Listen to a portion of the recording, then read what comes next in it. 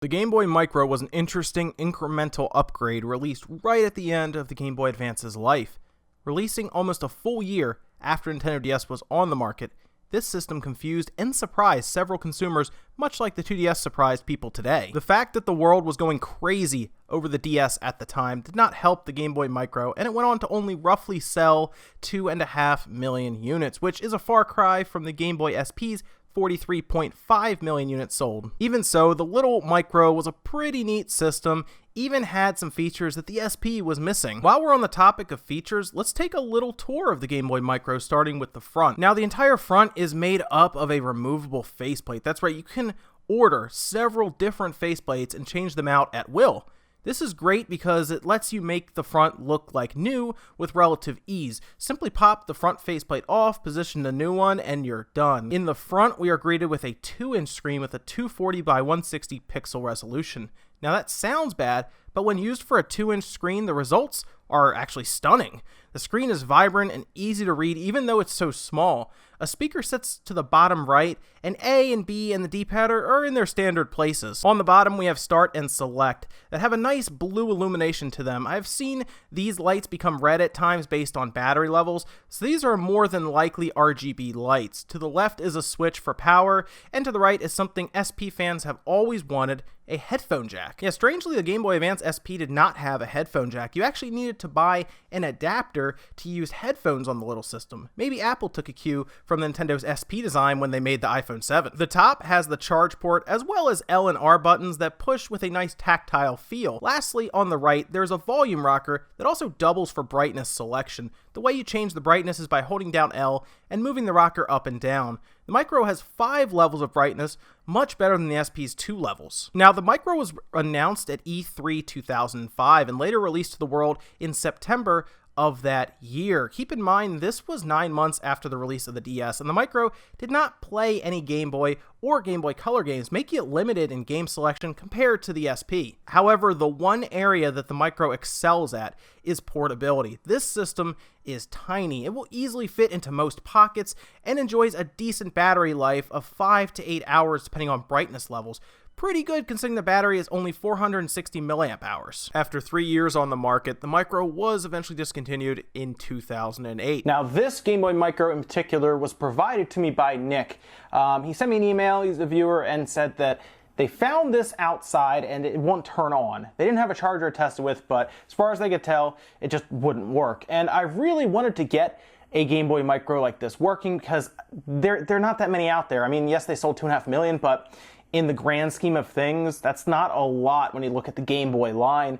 And really, Game Boy Micros are becoming harder and harder to find now, especially locally. You can go online and find them, sure, but eventually, even that well will dry up. So if I ever see one that I think I can get working, I'd like to try. Now, originally when I got this, I had a charger, I plugged it in, nothing, nada. So no power, you turn it on, nothing happens. So there's only one other thing to do, and that's dive into it. So let's go ahead and get this guy apart. All right, so first things first, we need to take the battery cover off and see what is going on in here. So after pulling out the battery, it was pretty obvious we have corrosion, and that usually happens when there is water mixed with metallic elements and air. So in this case, we get quite a bit of corrosion, as you see on the battery connector here. We can also see that the water activation sticker has been activated, telling us that water passed through it at some point. So now let's continue opening this Game Boy Micro up. There's several screws around the edges, and then of course underneath the battery connector that you see here, plenty of screws to go through. There's a mixture of Phillips head and the tri-wing, tri-bit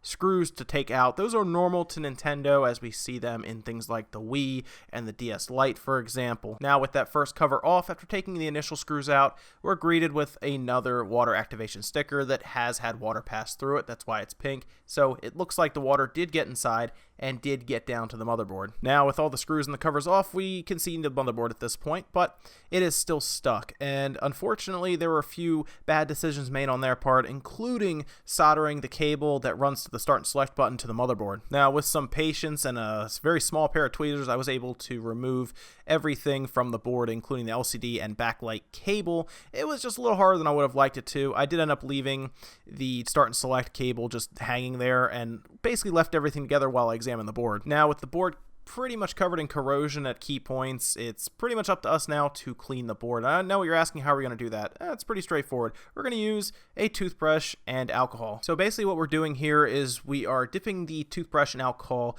kind of throw off the excess, and then scrub down the spots with corrosion. The idea here, though, is just to clean the corrosion with very, very little force. We're not trying to really push hard. I would get like a soft bristle toothbrush, and then, like I said, just scrub away until the corrosion is mostly gone. After you're content with how the area looks, I would let it dry. A good tip is if it still smells like alcohol, it still needs more time to dry. When it's all done, you should be good to test out your device. Unfortunately, with this particular GameBoy Micro with water damage, I was unable to get it to still charge. It works fine off of a battery, but when you do plug in the charger, you get a simple blink of the charging light, and that's it. I went ahead and took a look at some of the fuses on the board, but at this point, it would take quite a while to figure out what the problem is here. And unfortunately, it does not work when you plug it in, does not charge. And when you get to the point where you know there's water damage and you see water damage, there's not a great chance of it coming back to life and working, because components inside electronics, when it's exposed to water and it sits for a while, there's a good chance that those parts will decay or degrade,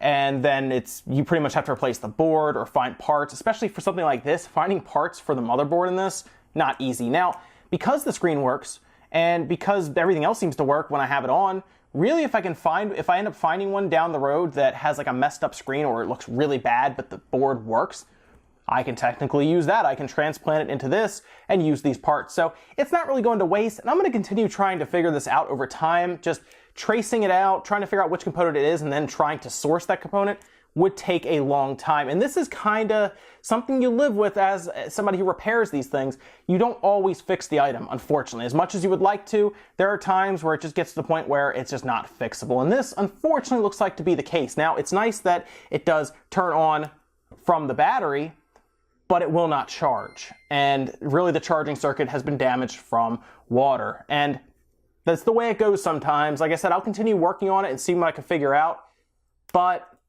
it's not in the cards right now. Either way, I'll continue working on it, see what I can figure out, and maybe someday soon, this GameBoy Micro will work as intended again. Hey, thanks so much for watching. If you enjoyed this type of video where we took stuff apart, check out the video here.